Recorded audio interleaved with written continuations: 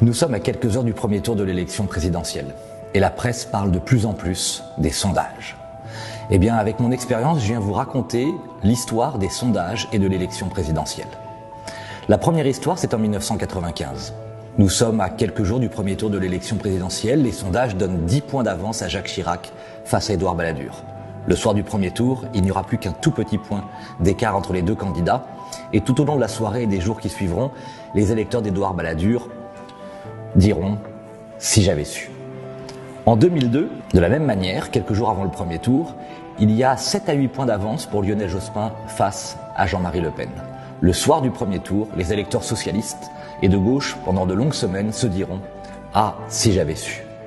En 2012, dans l'entre-deux tours, entre Nicolas Sarkozy et François Hollande, il y a jusqu'à 20 points d'écart entre le candidat socialiste et le président de la République.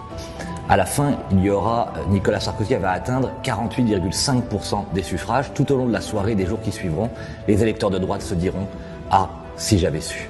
Et puis en 2017, tout au long de la dernière semaine, la une de la presse, c'est François Fillon, 4e homme. Le peuple de droite se démobilise. Pourtant, le soir du premier tour, il n'y aura qu'un point d'écart entre François Fillon et Marine Le Pen pour la qualification au second tour. Tout au long de la soirée et des jours qui suivront, les électeurs de droite diront « ah, si j'avais su ».